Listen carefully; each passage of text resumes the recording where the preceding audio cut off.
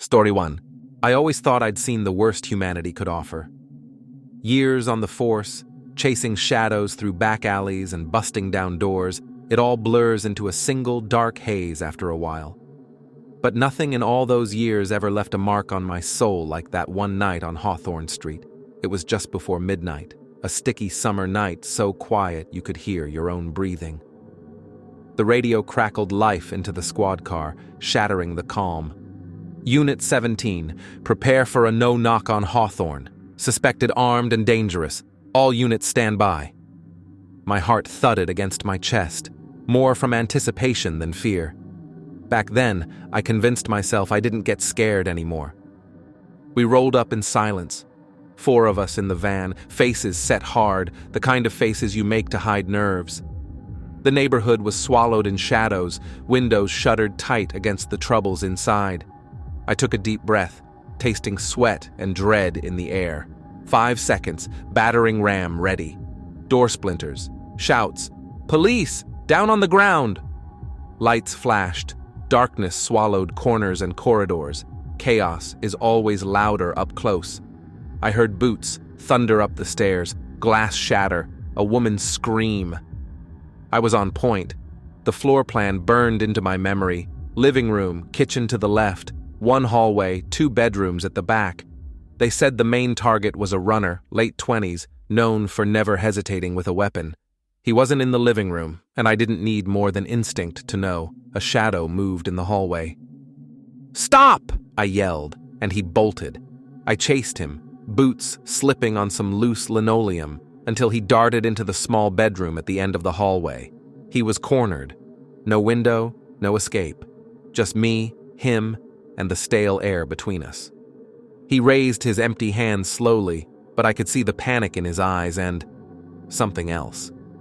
His right hand disappeared under the bed as I closed the gap. "Let me see your hands. Both hands," I barked. My voice tore through the small room, but he just shook his head, trembling, his arm not moving. Time seemed to crawl. He mumbled something I couldn't make out, sweat running down his face, and still, his hand stayed hidden. A storm of thoughts swirled in my mind. Is he reaching for a gun? A knife? Is it already too late? Adrenaline took over. I lunged, grabbing his shoulder, yanking him forward and off balance, wrestling his flailing body back into the open. I cuffed him fast, my breathing loud in my ears, my eyes still on that ominous shadow under the bed. He stared at me, wide-eyed, face ghost-pale, lips trembling. I swore he looked almost relieved that I pulled him away. I pressed my flashlight under the bed. Metal glinted. Cold. Deadly. There it was, an old double-barrel shotgun, both hammers cocked, ready. Another inch and his finger would have closed around the smooth wood stock, and this story might have ended with my picture on a news bulletin and my family at a funeral. My hands shook all over, sweat beading across my brow as I gingerly reached in and pulled the shotgun out. It felt heavier than any weapon I'd ever handled, like it carried the weight of 100 close calls and 1,000 unasked questions. What if he had pulled the trigger? What if I'd hesitated? Worse yet, why did my mind circle around a single terrible truth? I wouldn't have known until it was too late. The other officers found me kneeling by the bed, staring blankly at the shotgun in my hands, the suspect cuffed and sobbing in the corner. They said my eyes looked trapped, like I wasn't in the room at all. Maybe I wasn't. Maybe a part of me never left that night. The paperwork, the debriefing, the congratulations for a job well done. They all passed by like echoes. Everyone kept saying how lucky I was. But luck had nothing to do with it. It was pure, razor-thin chance. It wasn't bravery. It was something closer to terror, the kind that lingers even when the sun comes up and you're supposed to be safe again. For weeks, I couldn't sleep. Every time I closed my eyes, I saw that glint of metal waiting in the dark, felt that icy wave of realization crash over me again and again. 1 second slower, 1 inch further, and I would have died on Hawthorne Street. I resigned at the end of that month, never told anybody the whole story, not even my family. But if, Someday, you hear a knock in the night and feel the urge to reach for what's hidden under your bed. Remember this. Sometimes what you find isn't just a weapon, but the shadow of a moment that will haunt you forever. Story 2. Most people think being a police officer means you're used to scary things. After many years on the job, I did see a lot. Crimes, fights, broken homes. But the night I'm about to tell you about was different. It was the one night that changed everything for me, and no matter how hard I try, I just can't forget it. It was a quiet Tuesday night in the city. My partner and I were finishing up our shift when we got a call on the radio. 5th floor, old building, possible gunshots. Neighbors said they heard yelling. Even though I had heard similar calls before, my stomach felt tight as soon as I heard those words. When we got to the building, the hallway lights flickered, making long, weird shadows on the dirty walls.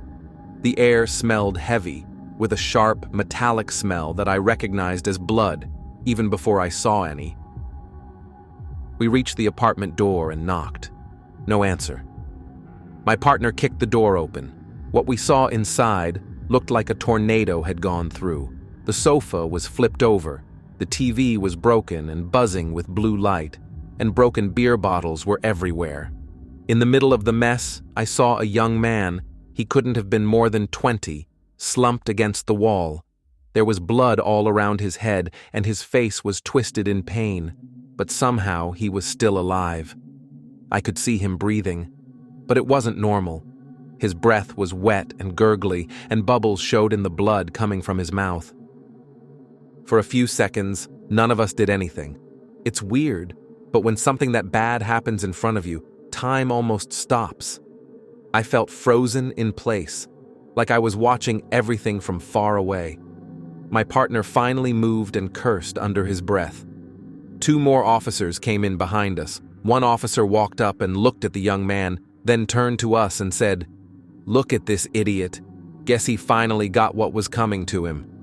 He pushed the man's leg with his boot, almost like he wanted to see if the wounded man was faking. I was shocked. "We need to help him," I said, even though I was already putting on gloves and getting out some first aid stuff. But the other officers just laughed. One of them pulled out a cigarette and actually lit it right there, not caring about the dying man. "He's not going to make it. Don't waste your time," my sergeant said. "You're new. You'll get it soon enough." I felt sick inside, but I knelt beside the man. He looked at me with wide, scared eyes, and for a moment, he looked like a child. He tried to say something, but only blood and air came out. I pressed towels to his wound, trying to stop the blood, even if I knew deep down it probably wouldn't help. The other officers walked out of the room. I could hear them laughing and talking about food, just like it was a normal night. But I stayed there, alone with the man. I tried to comfort him, told him he would be okay, even though I was lying. His breathing slowed down, and after a few minutes, he stopped moving. I closed his eyes with my shaking hand. The paramedics came 10 minutes later. They checked him, but there was nothing they could do. They asked us questions, and we filled out the report, but none of it really described what happened in that room. The report didn't mention the laughter, the cruelty, or how we left a dying person alone without help. Even when I went back to work the next days, I couldn't stop thinking about that night. I kept seeing the young man's eyes every time I closed mine. The other officers joked about the whole thing, as if it was no big deal. But to me, it felt like a nightmare I couldn't wake up from. After a few months, I knew I couldn't keep working with them. I told people it was the late hours or the danger, but that wasn't the real reason. The truth was, I couldn't be around people who acted like that, or be someone who just stood by. Every night now, when everything is quiet, I remember that room. I see the young man's face and hear his last breaths. I learned that sometimes, the scariest thing isn't what happens in the dark, but what people are willing to do or not do when they think nobody cares. That's the kind of horror you never forget. Story 3. Let me tell you about a call that made me question everything I thought I knew about the world. I've worn a police badge for a long time, and I've seen plenty of horror on the streets. Crimes, fights, terrible accidents. But until that night, I never really believed in anything beyond what my eyes could see. What happened in that old house, with that strange little girl, I will never, ever forget it. It was a foggy autumn evening, so quiet it felt like the world was holding its breath. My partner and I were sitting in the car, waiting for our shift to end, when the dispatcher's voice startled us. Unit 12, domestic disturbance on Willow Lane. Possible child in danger. The address was familiar. A run-down two-story house on the edge of town, mostly forgotten and always a little too dark. There had been calls from that house before.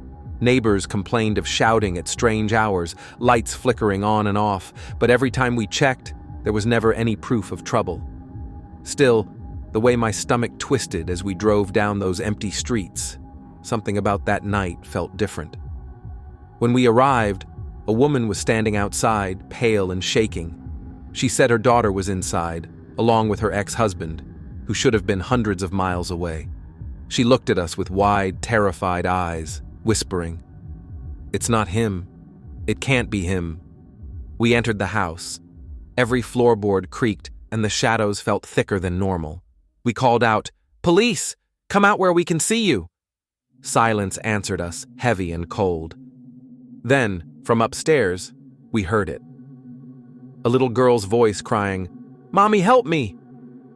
But at the same time, layered over the girl's voice, came a deep, rough man's voice, saying the exact same words in a slow, mocking tone. The two voices were mixing together, coming from the same place. I looked at my partner. His face had gone pale. We both ran up the stairs as the voices echoed again and again, matching each other's words perfectly. It sounded impossible, like two radios playing at once, only one was way too small for such a deep, angry voice. We reached the bedroom.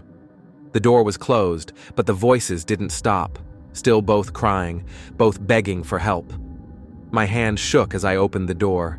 Inside, we saw a small girl, maybe 8 years old, standing in front of the window. She was all alone, but as we stepped in, her head turned sharply toward us, and her eyes looked all wrong, wide, too dark, too hollow. She spoke again, but the words that came out didn't match the look on her face. It was her mouth moving, but both voices came out.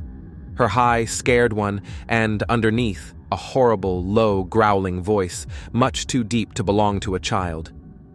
"Please help me," she said, and at the same time, "You shouldn't have come here." My partner actually stepped back, bumping into the wall. I could barely breathe. Every instinct told me to run, but I managed to say, "Are you hurt? Where's your father?" The girl started to cry, big, silent tears streaming down her cheeks. But all that came out of her mouth was the deep voice laughing at us. "It's too late. It's already inside." The air in the room felt thick, like it was pressing down on us, and a smell like old earth and something rotten filled my nose.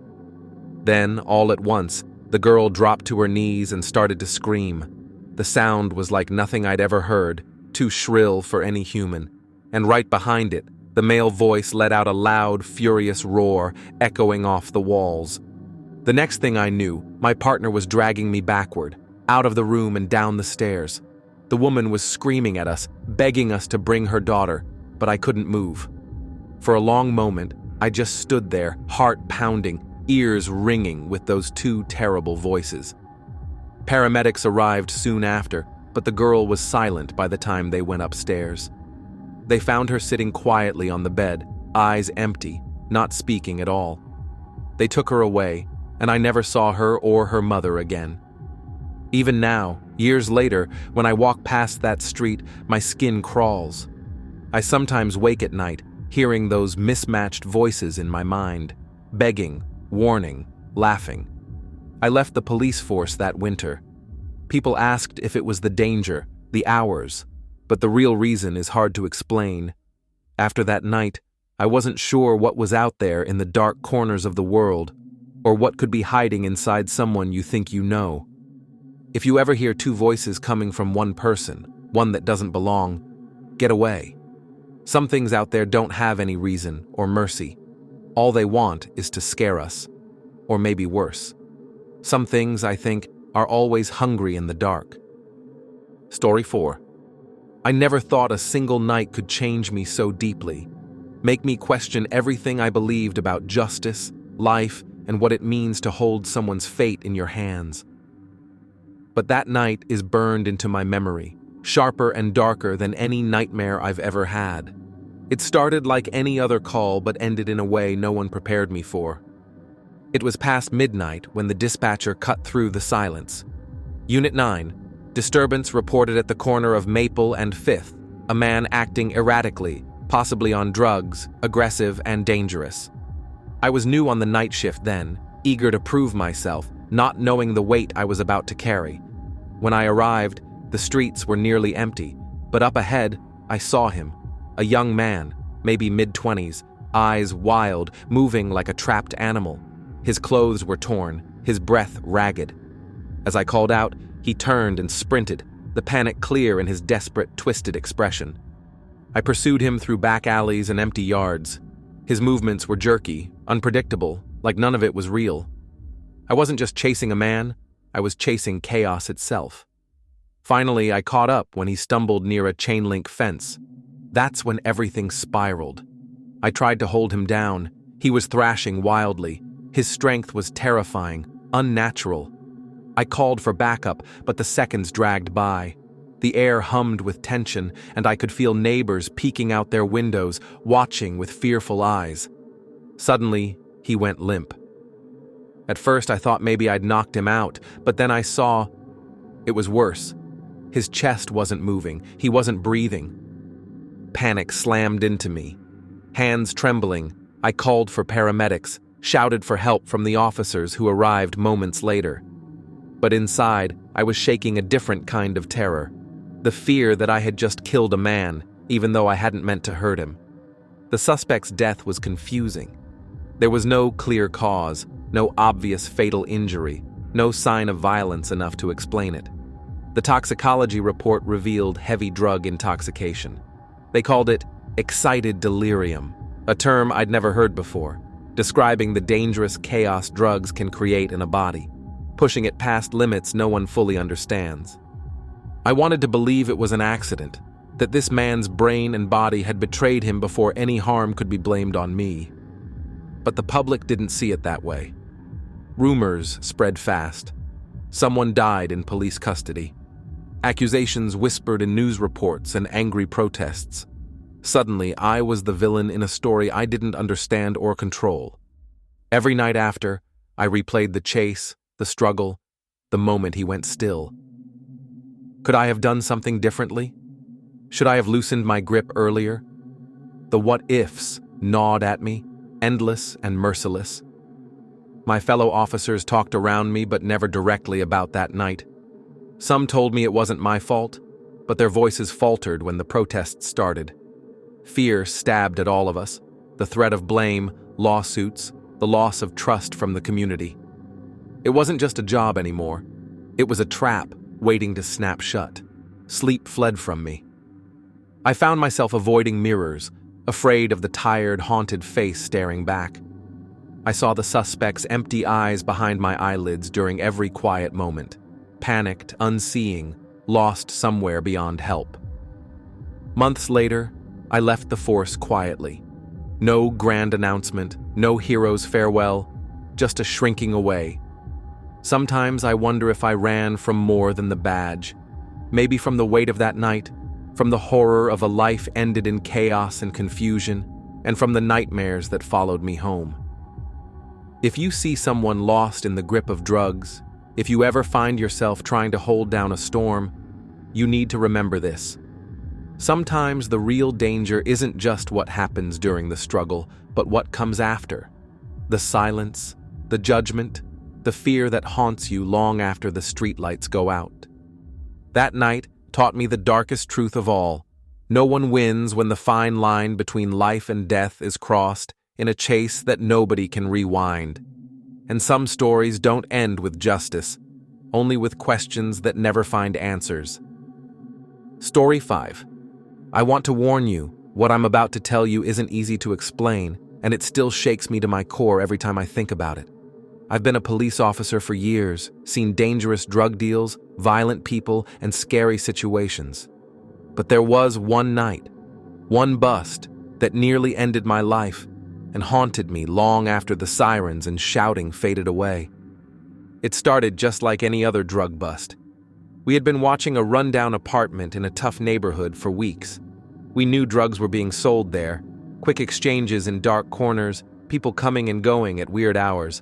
But this time, there was a tip that things would be bigger than usual, maybe a big deal going down. My partner and I prepared all the usual gear, the badge, body armor, radios, and waited for the right time. The sun had barely set when the call came in. The dealer was outside, making a transaction. We moved in quietly, hoping to catch them with the goods and the cash. As I stepped closer, heart pounding, I spotted the man I was after. A big guy, sharp eyes darting around, tense like he knew trouble was close. Right behind him, hidden against the wall, were 3 others. I didn't see them at first. I called to my partner over the radio.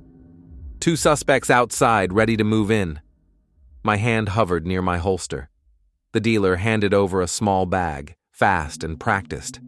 I moved forward, shouting, "Police! Hands where we can see them!" Then everything exploded. The men I hadn't seen stepped out, quick and violent. One grabbed my arm and pulled hard. Others appeared from shadows and behind cars, sudden like ghosts. Guns were drawn, 2 pistols aimed straight at me. I smelled sweat, fear, and something colder, malice. My training kicked in, but panic bubbled beneath the surface. They pushed and pulled, trying to overwhelm me. My partner shouted for backup, but was blocked by one man. I fought back, trying to keep control, but it was like fighting a storm. My breaths came fast, muscles screaming. The world narrowed down to the inches between life and death. The cold steel of guns at my chest, the crushing weight of too many hands gripping me. Then I heard a voice behind me, sharp and commanding, backup arriving. The attackers hesitated, confusion flashing in their eyes, and I saw my chance. I twisted free just enough to draw my taser and fired. A sudden shock rippled through one of the men, and they staggered back. My partner tackled another to the ground.